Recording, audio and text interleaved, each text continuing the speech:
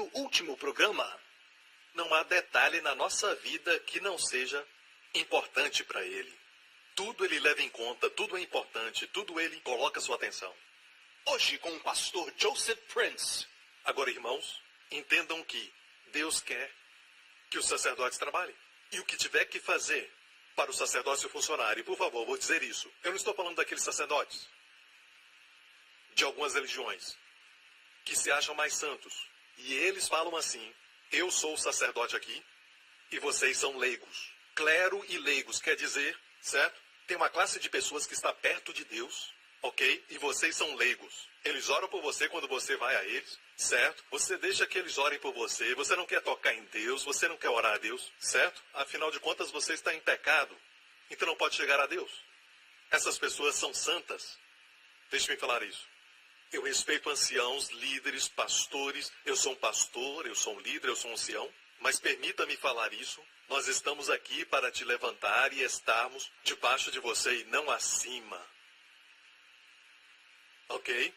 Então por que você está em cima? É para você me ver melhor, é conveniente, é prático. É para que todos possam ver. Amém? Você entende? É conveniente, é prático. Eu só quero falar para você que não existe nada de clero e leigos. Somos todos sacerdotes.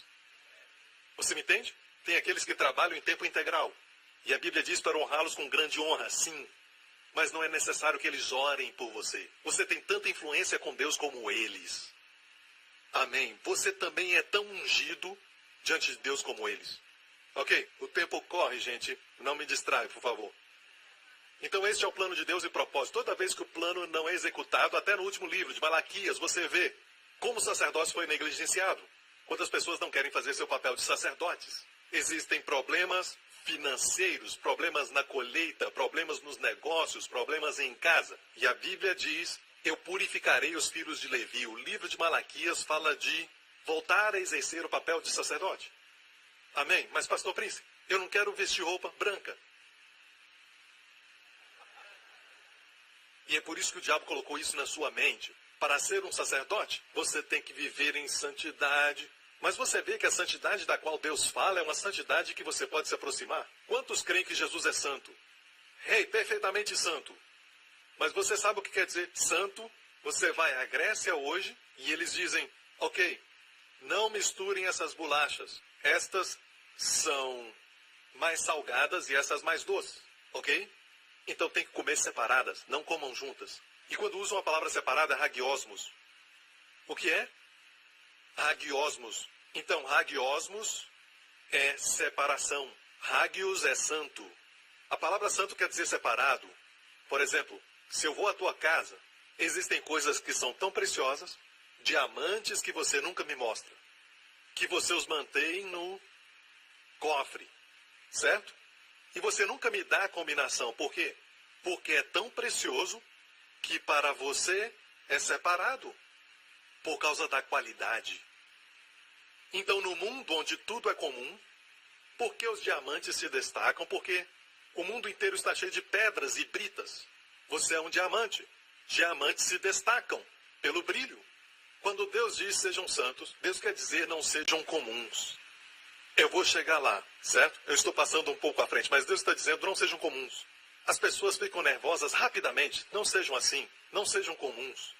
Amém? As pessoas não perdoam e esquecem. Bem, não seja comum. Você perdoa e esquece. Amém? E o mundo também não dá nada em troco de nada. Você vai ser diferente. Seja uma bênção. Amém? O mundo ama as pessoas que são atraentes e recompensa aqueles que são bonitos. Não seja comum. Você vai dar atenção àqueles que não são tão bonitos. E alguns deles estão ali pedindo dinheiro. Você não sabe para que eles estão pedindo. Uma senhora me pediu dinheiro recentemente e eu estava saindo e eu olhei para ela e eu já tinha dado dinheiro para ela um tempo atrás. E ela veio de longe, eu olhei para ela e disse: Senhor, me livra disso. Porque eu sabia que se ela me visse, ela ia se lembrar do que eu fiz para ela. E de fato, ela me viu e veio na minha direção. E ela tem mais ou menos 60 ou 70 anos de idade, mais ou menos. Um pouco velha. E eu orei para Deus me livrar. O Senhor me disse: filho, eu não te abençoei para fazer orações assim. Fiquei com vergonha de mim mesmo. E eu quis que ela olhasse para mim e ela olhou. E eu disse para ela: ela não fala inglês, não fala o meu idioma, então eu fiz. Tomara que ela não pense que eu estou mandando um beijo.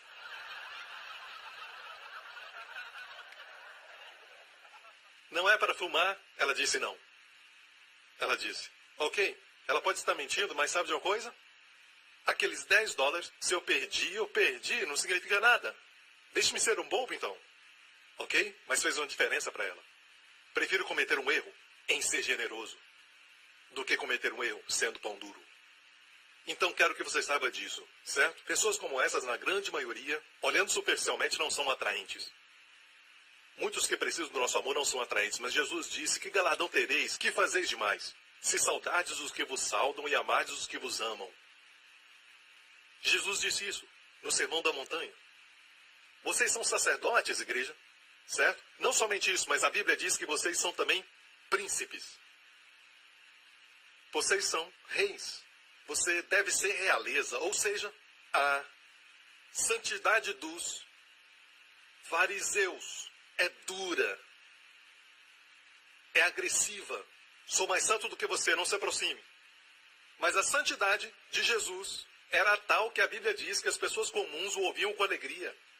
Ele era capaz de estar com eles, mas não ser contaminado por eles. Na verdade, eles foram tocados pela sua cura. Eles recebiam o que ele tinha, o que ele tem e quem ele é. Ele nunca recebeu o que eles eram. Ele era uma bênção em meio à maldição, e onde ele ia era como um filme. Por trás dele, plantas crescendo como um jardim, orquídeas, e na frente um deserto. O chão rachado, seco, um deserto. Mas tudo mudava. Esse é o Senhor Jesus. E recebemos a nossa realeza dele. Bem, de agora em diante, eu vou usar a palavra príncipe muito, em vez de princesa. Vocês me entendem, irmãs? Certo? Vocês me entendem, né? Não, eu quero que você use a palavra princesa também. Você veio à igreja errada. Certo? Algumas pessoas estranhas querem mudar a Bíblia quando Deus diz ele, eles querem dizer ela. Não sou politicamente correto. Eu estou pregando a Bíblia. E esse sonho que Deus tem agora se cumpriu em 1 Pedro 2. Mas vós sois a geração eleita. Isso foi escrito para os crentes. Mas vós sois a geração eleita. ênfase na palavra eleita. Amém? O sacerdócio real. Não só o sacerdote como os levitas, que não eram realeza. Nós somos sacerdócio real. Então, quando Jesus operava como sacerdote, tinha atitudes de realeza. Eu quero te falar que essa atitude de realeza não tem nada a ver com a roupa que você usa. Não tem a ver com a coroa na sua cabeça. Não está baseado em uma conferição ou uma atribuição. Não é oficial. Não é eclesiástico. Não é uma atribuição, ok? É algo que é moral e espiritual. Recebemos o nosso caráter do Senhor Jesus. Ele era normal entre as pessoas normais, mas também sobrenatural. E eles sentiram que estavam na presença de um príncipe.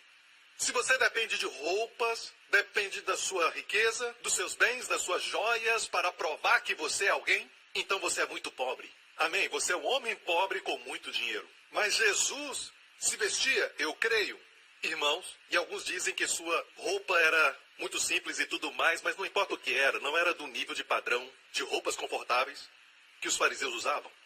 Uma certa vez Jesus falou sobre João Batista: aqueles que vestem roupas finas estão no palácio. Você acha que ele usava roupas finas e dizia isso? Diriam, olha para você. Não. Ele se vestia como o povo se vestia. Certo? Hoje colocamos um terno e uma gravata para trabalhar, porque as pessoas se vestem assim. Amém? Se eu for ao mercado, eu não vou me vestir assim.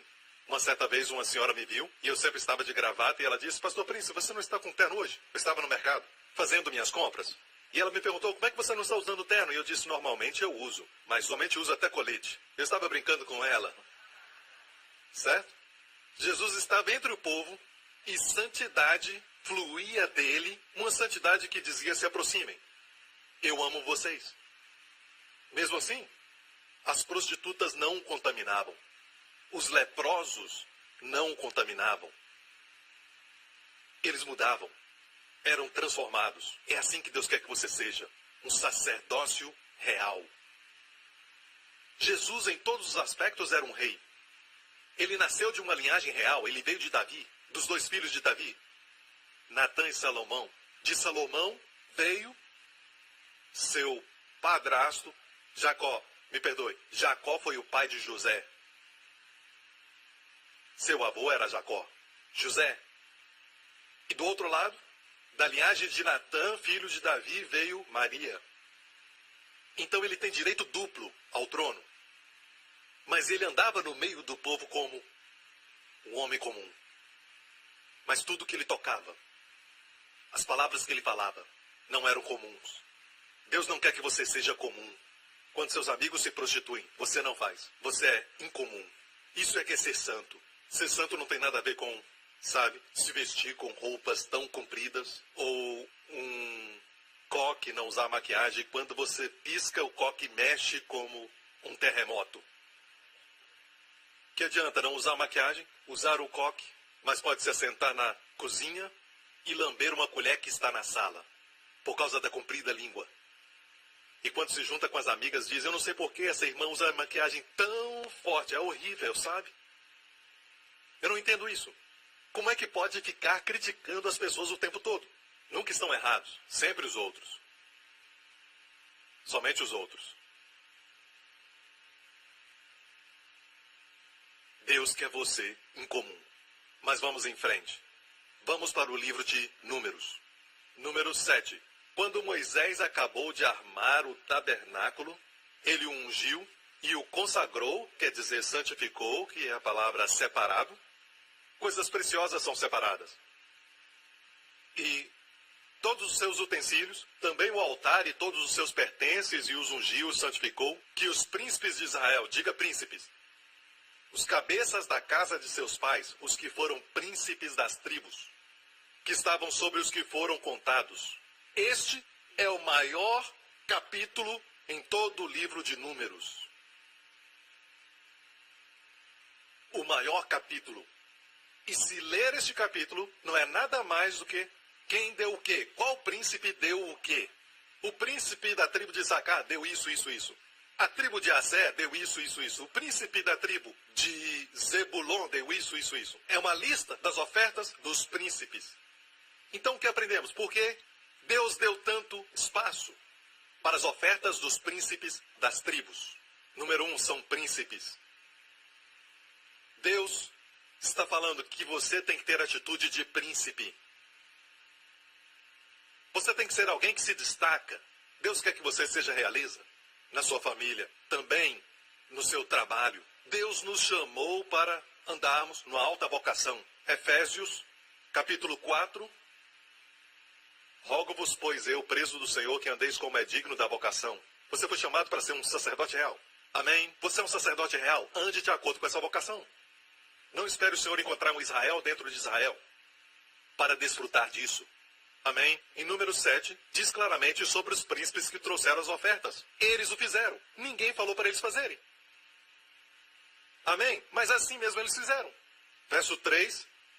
E trouxeram a sua oferta perante o Senhor 6 carros cobertos. Mantenha isso em mente. 6 carros cobertos, 12 bois, por 2 príncipes um carro e cada um deles um boi. E os apresentaram diante do tabernáculo.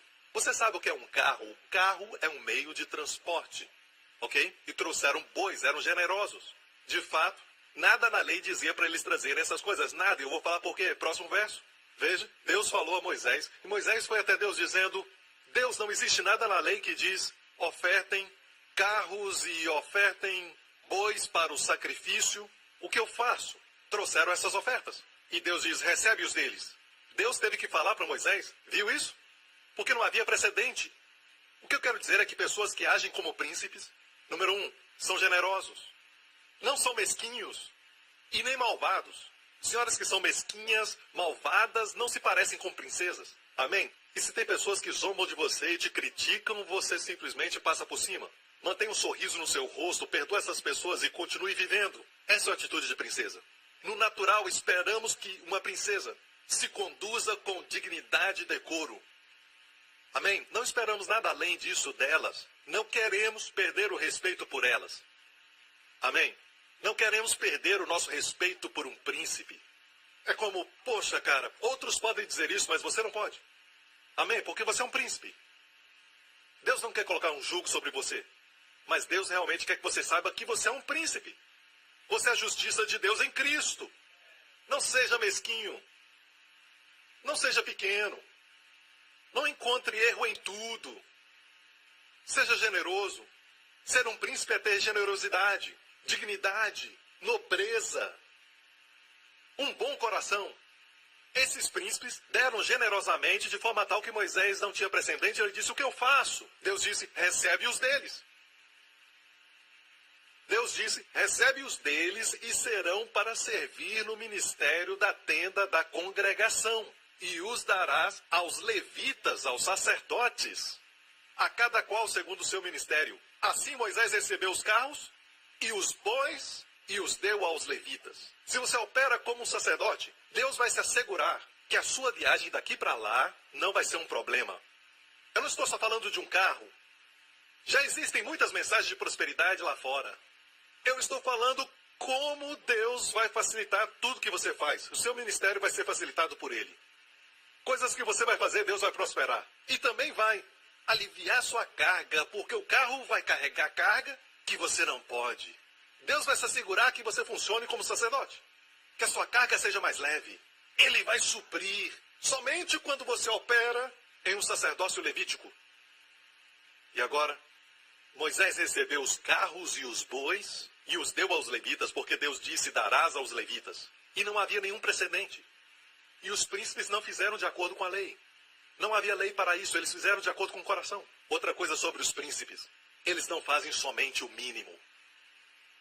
Eles fazem coisas, mesmo que não foram exigidas. Você se pergunta, o que mais posso fazer? Isso é ser um príncipe. Muito tempo atrás, história real, e olha, eu amo ir a jardins, e eu sei que isso não é coisa de macho, mas eu amo olhar para as flores, ok? E mesmo estando sozinho, eu estava sozinho depois de pregar em Londres, 2 meses atrás, eu andei até um parque, e eu fui até o Jardim Real, e infelizmente não era tempo de flores, mas ainda tinha algumas flores que estavam florescendo.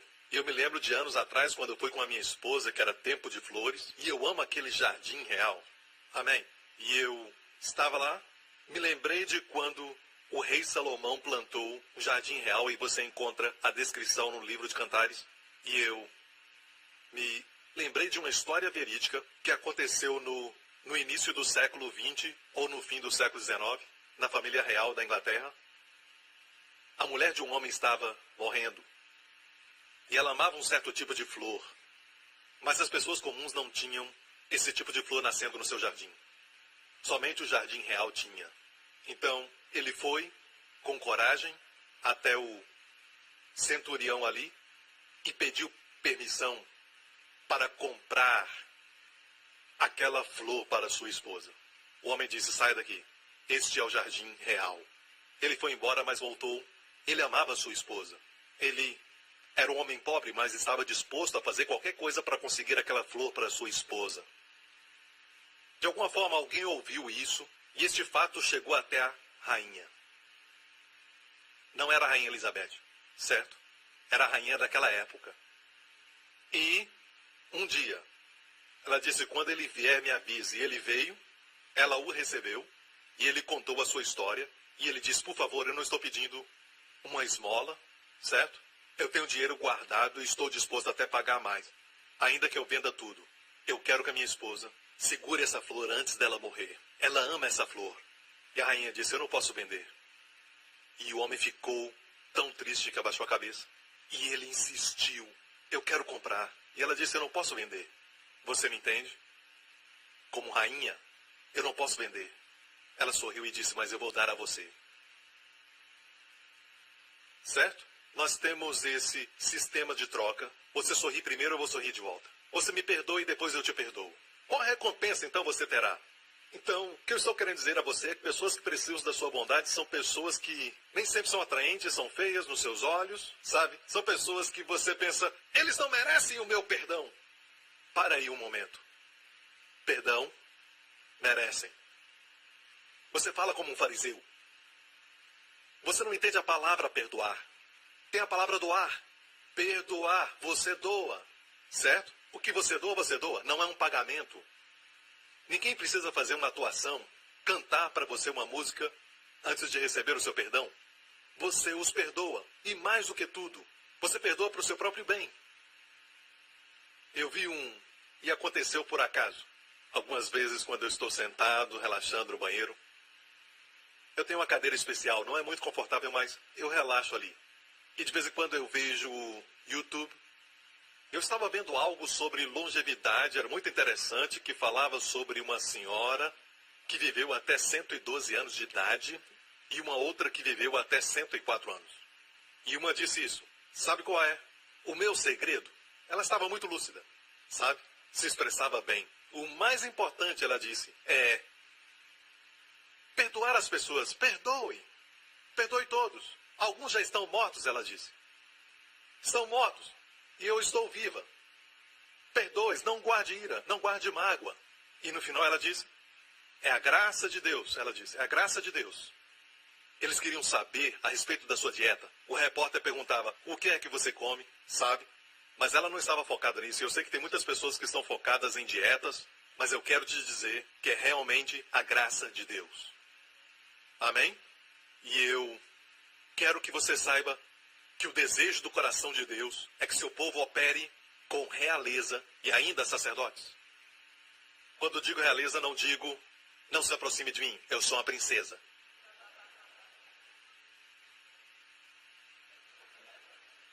Jesus era humilde? Sim.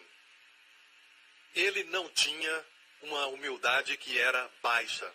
Mesmo sendo humilde, ele não se rebaixava. Como esfregando seu nariz na lama, ele nunca se rebaixou assim. Na verdade, não há nada mais humilhante do que ser despido na frente de uma guarnição de soldados, ser cuspido, ter uma coroa de espinhos colocada na sua cabeça e depois pessoas rindo de você, colocaram um falso cetro nas suas mãos e usaram o cetro para bater e afundar ainda mais a coroa de espinhos na sua cabeça e suas costas sangrando por causa dos açoites e os ossos expostos e colocaram uma capa, e a Bíblia diz que era de escarlate, sobre ele, aquilo grudava na sua pele e arrancaram dele depois de um tempo. Zombavam, cuspiam nele, batiam nele. A profecia diz, ofereci minhas costas aos que me feriam. Araram sobre minhas costas, fizeram seus sulcos. E como se isso não fosse o suficiente, colocaram sobre ele uma cruz que não era lisa, não era bem lixada, era cheia de pontas, e o furava e por isso ele caiu. Não sabemos como ele conseguiu carregar um pouco aquela cruz. E os cravos que colocaram nas suas mãos não eram feitos de prata, não eram inoxidáveis, eram enferrujados, eram grandes, eram imensos, e os espinhos eram grandes, mas coloque de lado os sofrimentos físicos. E quando ele então saiu, e Pilatos pensou, se eu o açoitar, com sangue de todos os lados, os ossos expostos, o povo vai deixá-lo ir. Ele trouxe Jesus, e a Bíblia diz que no momento que Pilatos viu Jesus, o próprio Pilatos ficou com medo dele. Ele falou ao povo, ecce homo, em latim, eis aí o homem. Havia uma dignidade. Quem pode ser dignificado depois de tanta brutalidade?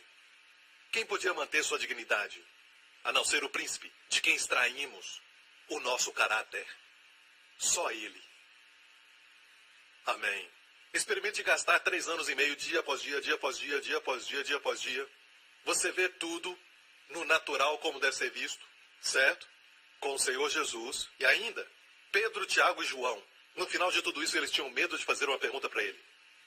A Bíblia diz que não há profeta sem honra a não ser na sua casa. Isso está querendo nos dizer que, na sua casa, não te dão honra porque conhecem tudo sobre você. Mas, com o Senhor Jesus, que caminhou com eles durante 3 anos e meio. Eles dormiam juntos. Eles viajavam cidades juntos. E vilarejos. Mas eles nunca perderam a sua reverência e respeito por ele. E eles os sacerdotes enviaram soldados para prenderem Jesus. Os soldados do templo e voltaram de mãos vazias e perguntaram: por que não o trouxeram? Disseram: nenhum homem falou como este homem. Deus quer que você seja como ele. E o que fez esses príncipes se destacarem? O que os fez importantes para nós? O que fez a realeza deles se manifestar? Foi isso, vamos ao verso 10. E ofereceram os príncipes para a consagração do altar. Diga altar, no dia que foi ungido. Apresentaram, pois, os príncipes a sua oferta perante o altar. E disse o Senhor a Moisés: cada príncipe oferecerá a sua oferta, cada qual no seu dia, para a consagração do altar. E quero te falar algo. O altar, o altar, o altar. Príncipes têm uma consideração muito grande pelo altar. O altar, no Antigo Testamento, era onde se colocava a oferta, onde se colocava o holocausto. Amém? É um retrato da cruz de Jesus Cristo. Quem age como príncipe, homens e mulheres que agem com realeza, valorizam grandemente a obra de Jesus Cristo. Por isso que eu não volto à lei, porque eu valorizo grandemente a obra de Jesus Cristo. Eu não posso voltar à lei.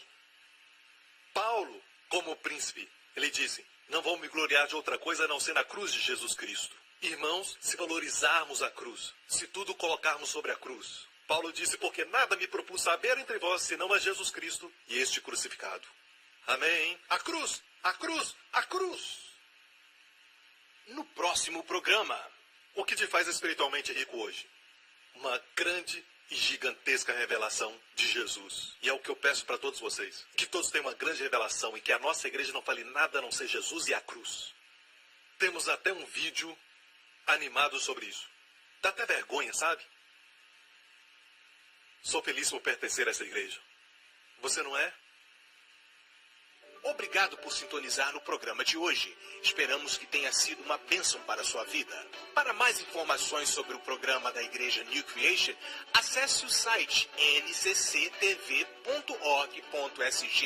Lá você poderá se inscrever para receber um devocional diário do pastor Joseph Prince. Seja incentivado e fortalecido todos os dias e saiba o quanto Deus lhe ama através desses devocionais. Acreditamos que seu dízimo pertence à igreja que você frequenta e oramos para que você seja grandemente abençoado, altamente favorecido e profundamente amado.